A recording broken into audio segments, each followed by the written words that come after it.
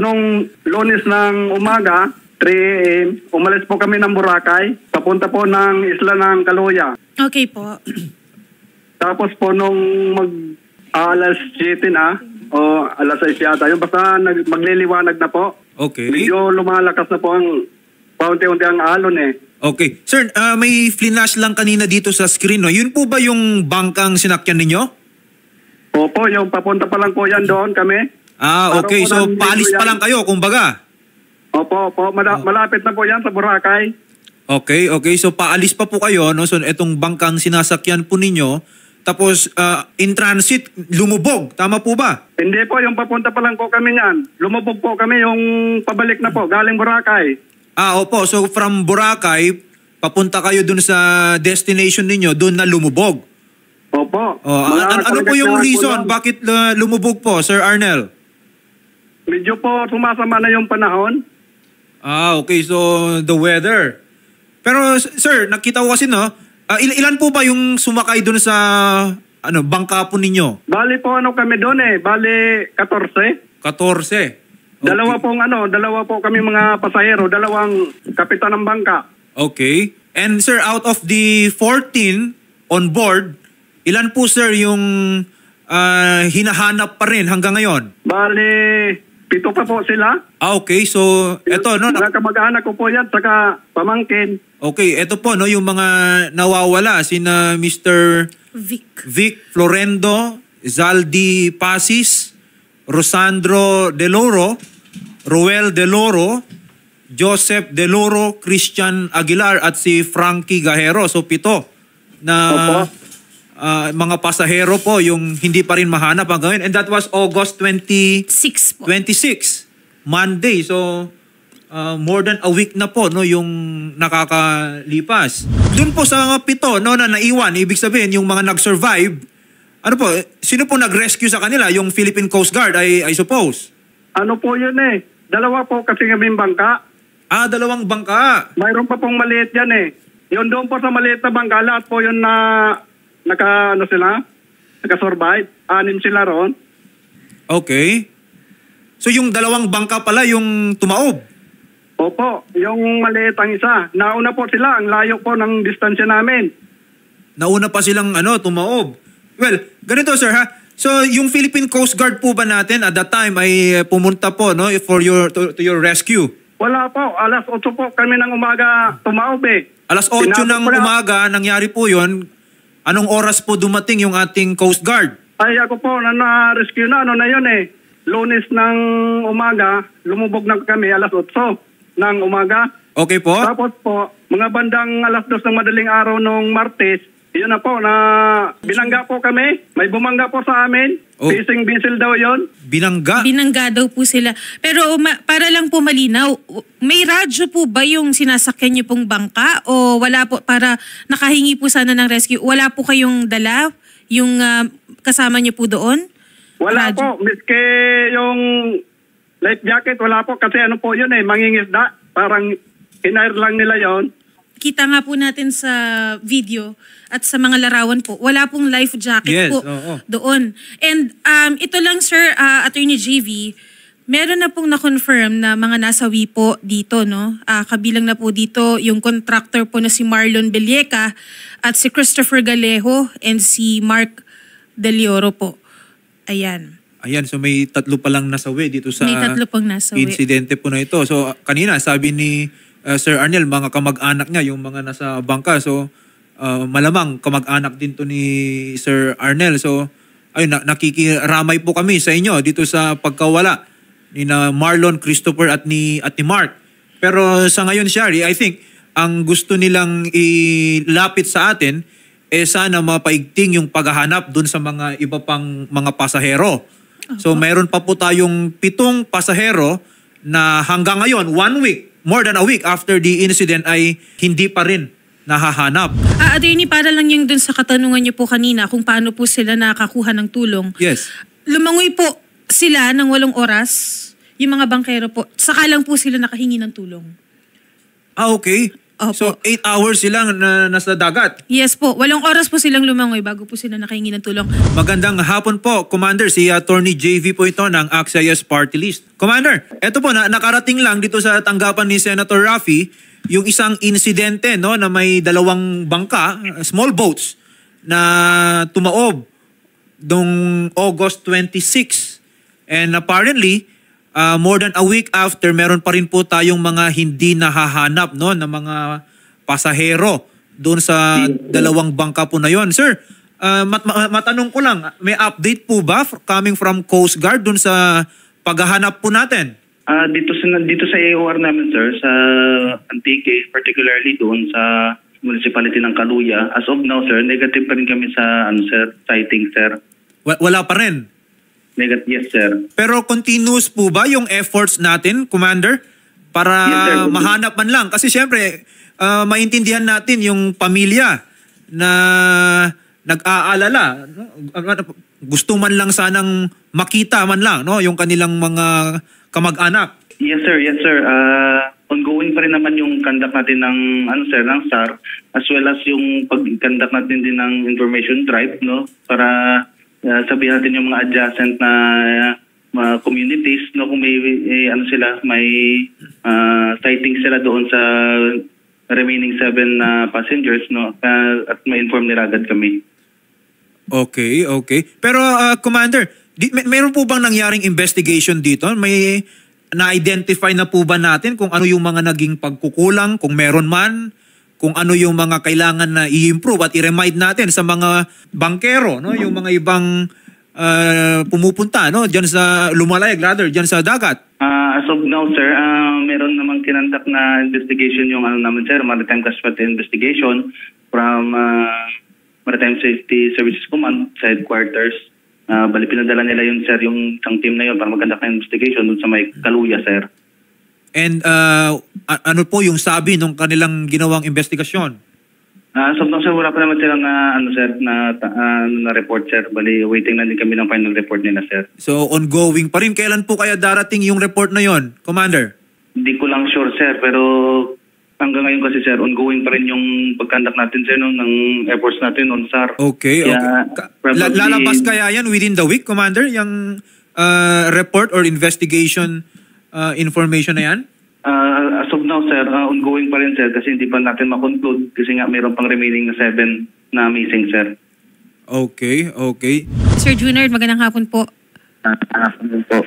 August 26, alas 4 ng madaling araw, umalis kami ng Boracay. Okay.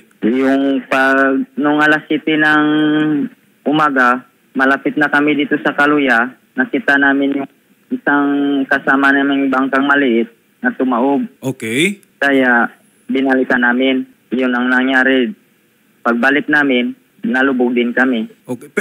Kamusta po ba yung lagay nung panahon nung nangyari po yung paglubog ng 2 bangka? Biglang lumakas yung alon kasi, sir. So malakas talaga yung alon nung umaga na yon. Yung alas 6, maganda pa yung panahon. Biglang yung biglang lumakas. Bumugso yung angin at saka biglang lumakas. Okay. Yung mga bangka nyo po ba, Sir Jonard, no, yung sinakyan po ninyo at yung isa pang bangka, no, yung naunang tumaob, yun po bang 2 bangka na yun, hindi naman sumobra yung mga pasahero dun sa capacity? Hindi naman po, sir. So hindi naman, no, hindi siya overcrowded, ganon? Opo. Okay. Opo. So talagang dahil lang sa panahon, yun ang nakikita nyong rason kaya tumaob yung inyong bangka? Opo. Okay. Pero wala kayong mga safety gears, no? Walang mga life vest? Wala po. Okay, so nung binalikan nyo po yung isang bangka, tapos tumaob na rin po kayo, so Opo. kayo, sir, isa kayo dun sa mga ilang oras na nag-floating dun sa dagat? Opo. Wala po bang nagkataon din na dumaan ng mga bangka doon sa area na yon? May dumaan. Kaso, pinaypayan namin, kaso hindi kami nakita.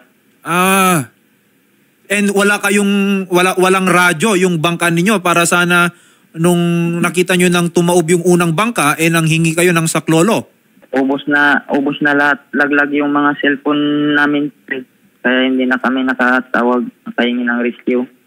Okay. So sir, maaari nyo po bang ikwento sa amin ni Shari kung paano kayo nakahingi ng saklolo at sino yung mga nag-rescue po sa inyo? Kinausap namin yung mga pasahero namin na kung payag silang maglangoy kami na papunta ng Kaluya, hihingi sana ng rescue. Pumayag din sila, kaso yung nangyari, hindi namin kinayanan na yung Agos. Kaya pinadpad kami doon sa may Carabao si Romblon. Kaya doon kami nakahingi ng tulong. Bale, ilang oras po kayo, sir, na lumangoy or palutang-lutang sa dagat? 24 oras po. 24 oras. Sir, yung matanong ko lang ha, kayo po yung may-ari ng bangka? Opo. At yung bangka po ba na inoperate po ninyo, yun po ba ay talagang pampasahero? Ibig sabihin, commercial use? Hindi po. Pangisda lang.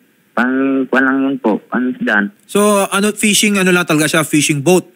Opo. Okay. At nagkataon lang, ganun po ba yung nangyari doon na may nanghingi sa inyo na pwede bang itawid mo kami from this island to another? Ganun po ba yon? Opo. Hindi nyo naman in-offer sa kanila? Hindi naman po. Na pwede nyong i-hire itong aking bangka? Ganon? Hindi naman? Hindi naman po. Okay. At kay Sir Jonard at Arnel, sir, kinuha na po ba yung inyong statements patungkol dito sa insidente po na ito? Opo. Kasi, di ba, Shari, sabi kanina ni Lieutenant Commander, meron nang nangyayaring investigation. And aside, of course, from the fact na ang priority natin ngayon is mahanap yung 7 pa po na nawawala, simultaneously, ginagawa na rin po yung investigasyon para malaman kung ano yung naging sanhi at kung ano ang pwedeng i-improve, ipagbigay alam sa lahat ng mga fishing vessels, sa lahat ng mga pumapalaot dyan sa area, kung ano yung mga dapat na gawin nilang precautions para hindi na maulit itong mga ganitong pangyayari. Okay. Commander Daitaw? Yes, ma'am. Opo, nung time po ba na yun, sir, meron po bang babala ang Philippine Coast Guard na bawal pong maglayag? At bakit po nakalayag po sila nang wala pong life vest? Yes. Opo. Una-una, ma'am, lagi po kami nagkakandak, ma'am, no, ng info drive palala sa mga mangingisda pertaining sa pagmasama yung panahon. And then, lagi namin silang i-inform na magpaalam pag magpalaot or sa mga barangay captains nila, no, sa mga fisher folks, mga under Trigo Stanley sa mga vessel, magpaalam sila sa barangay captain nila. At least alam ng barangay captain nila sa mga coastal communities na may nagpalaot. And then, if may hindi nakabalik or hindi agad-agad nakabalik, no, pwede sila magpaalam sa amin sa opisina namin, ma'am. Pero sir, no, tama po ba, no? It should be a standard procedure na kung pumalaot, especially kung may mga pasahero kayo, no? Hindi nyo naman ginamit lang exclusively as a fishing boat, edi dapat may mga safety or mga life vest itong mga pasahero. Yes, sir. Yes, sir. And then subject sila for PDI, pre-departure inspection, sir. Okay. Ito nangyari kasi, sir. Walang nangyaring ganun kasi nga hindi sila nagpaalam. And then umalis na lang sila, sir, ng madaling araw, sir. Okay, so ibig sabihin po, opo, so ibig sabihin, Commander, hindi po dumaan po sa tamang proseso ito pong bangka po na pumalaot po from Boracay to Kaluya, Antique? Yes, ma'am. Yes, ma'am. Okay. Tsaka hindi, base dun sa picture, attorney, wala silang safe life vest, no? And mukhang maliit po yung bangka para sa kanila, parang puno pa po yung bangka. Okay. Yes, I agree, no? Pero Commander, ganito po, no, I understand, no, na apparently mayroong mga naging kakulangan doon po sa mga nag-operate ng mga bangka na yon. Pero sa ngayon po, ang nilalapit po namin sa inyo is sana paigtingin po natin yung efforts natin para mahanap man lang natin yung 7 pa po na mga individual na nawawala mula pa po nung Lunes. Sana, umaasa po kami na sa tulong po ninyo mahanap pa rin po natin itong mga pasahero na to, no? Kasi naghihintay pa rin yung kanila pong mga pamilya. Yes, sir. Yes, sir. Oo. At i-monitor na lang din po namin, ha, Commander, from time to time, kami po ay tatawag sa inyo at umaasa na may magandang balita, no? Update coming from your search operation. Commander, yung doon po sa fishing vessel na nakabangga daw po sa kanila, na imbestigahan din po ba natin ito? Negative, ma'am. Wala rin kaming info doon, ma'am, kung ano yung bumangga sa kanila, ma'am, na fishing vessel, ma'am.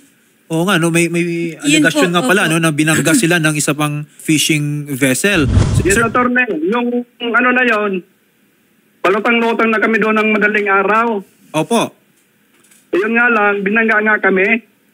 So palutang-lutang na kayo, instead na tulungan kayo, okay, i-rescue, ang ginawa is binangga kayo, nilampasan, then hindi man lang kayo binalikan. Ganun po ba? Hindi po. Wala pong nangyaring ganun. Pero madilim Kaya po yung part na yung time po na yun, sir. Madilim po. Madilim po yan. Kaya wala po kaming nakita kung anong kulay, pero malayo pa po, kumakaway na kami, malakas ang ilaw niya eh. Okay. Well, ang nakikita ko dyan, Sharis, baka hindi sila napansin, no? Or hindi sila yun din nakita. ang iniisip ko, attorney, kasi kung madaling araw pa at madilim pa, baka hindi po talaga na nakita. Ito pong ating mga... Pero in any case po, no, Sir Arnel, na-identify nyo po ba?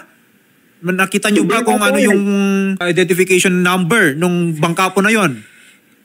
Hindi po, kasi doon ako lumusot sa ilalim ng bangka na yun eh. Fishing vessel. Okay. Sige, well, iparating na lang din po natin. Nakikinig naman din po si Lieutenant Commander.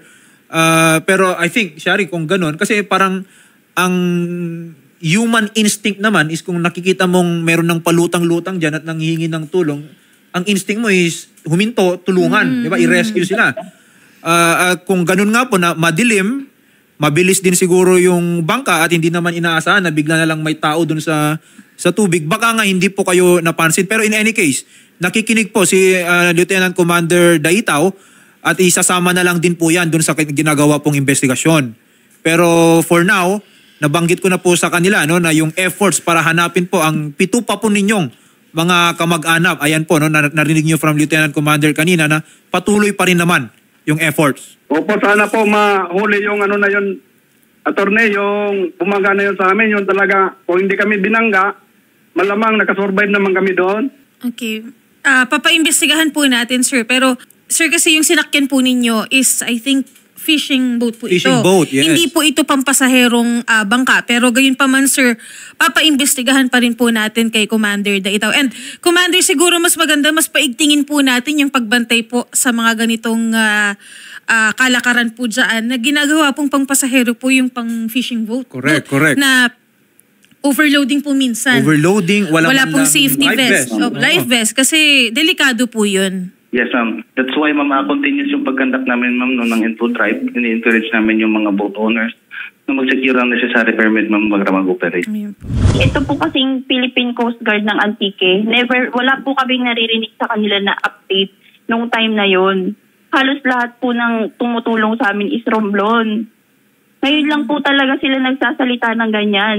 Ngayon, Monday po kasi nangyari yun.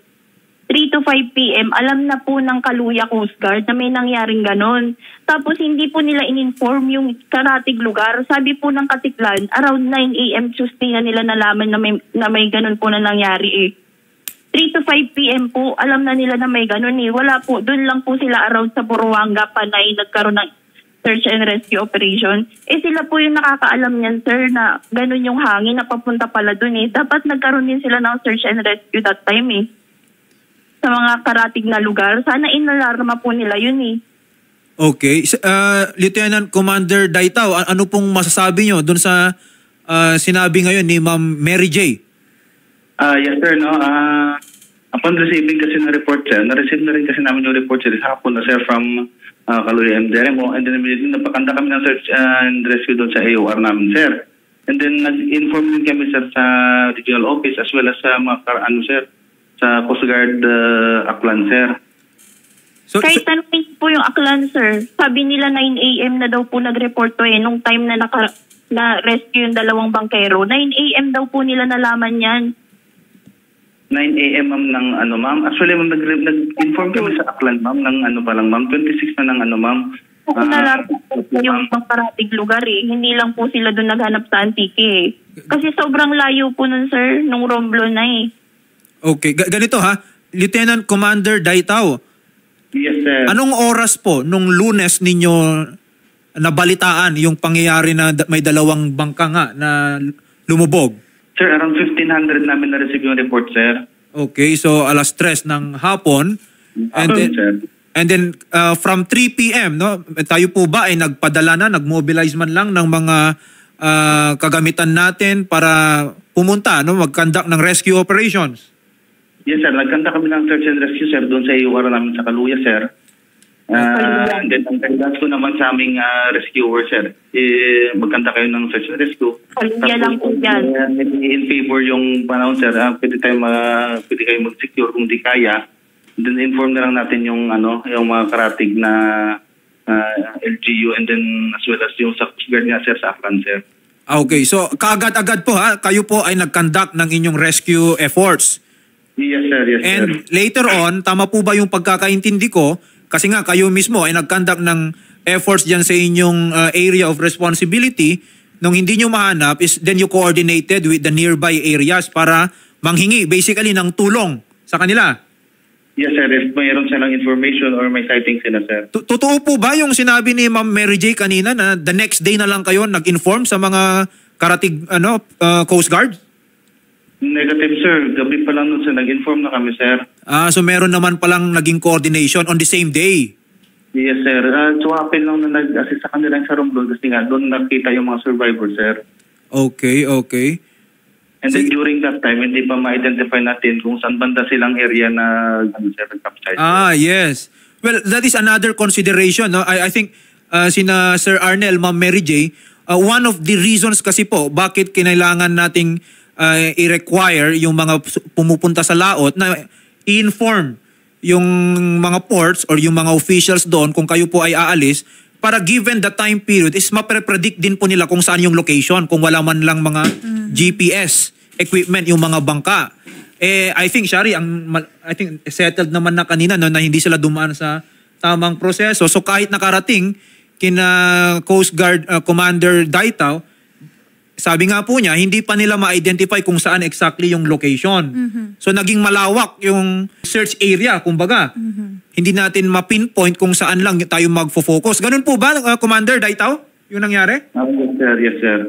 Okay. Pero sir ganito, no? Kasi naiintindihan ko rin kung saan nang gagaling po yung pamilya ng mga pasahero, especially yung mga nawawala. Commander, kami po, no, inuulit ko, kami po ay umaasa at humihingi ng tulong sa inyo na ipagpatuloy po natin yung ating mga efforts para hanapin itong mga nawawala pa nating mga pasahero. Yes, sir. Yes, sir. Oo, kung kinakailangan, kung maganda pa rin yung panahon, edi magpadala po sana tayo no ng mga Coast Guard boats natin diyan, vessels na mag-conduct no, maghanap, maghintay kung may at siguro we can even communicate dun sa mga vessels na dumadaan po diyan sa ruta na yan. Kung may nakita sila, then they should inform immediately the Coast Guard para yung Coast Guard is makapagpadala agad ng kagamitan or mga boats natin. Yes, sir. We've already conducted information, sir, sa mga ating nagtatraverser ng mga barko. Okay. Commander Daitao, from time to time kami po ay manghihingi ng update sa inyo, no? Lalo na po sa kinaroroonan po ng pito pa po na nawawala hanggang sa ngayon. Yes, ma'am. Okay po, Commander, maraming salamat po, and kami po ay umaasa no na makita po natin sila Sir Vic Florendo Zaldi Pasis, Rosandro Del Oro, Roel Del Oro, Joseph Boching Del Oro, Christian Aguilar, and Frankie Gahero. Ayan po, sila po ay hanggang sa ngayon ay nawawala pa po, mga kapatid. Yes, opo. And of course, Yari, no, kung may mga vessels pa po na nadadaan dyan sa ruta na yan, from Boracay to Kaluya, Antique, at kung may nakita po kayo, no, siguro na palutang-lutang pa, no, yung mga passengers po natin, at nanghihingi ng tulong, i-rescue po natin. Na po natin. And we inform immediately po ang ating Philippine Coast Guard. Pero ayun po, Commander, maraming salamat po, Colonel Val Ernie Daitaw, ang commander po ng Antique Station, Philippine Coast Guard. And maraming salamat din po, Sir Arnel, Ma'am Gigi, Ma'am Michelle, and Ma'am Mary J. Huwag niyo pong ibababa yung linya. At kami po ay magbibigay from time to time ng update po sa inyo. Kami po ay makikipag-ugnayan po sa Philippine Coast Guard. Maraming salamat po.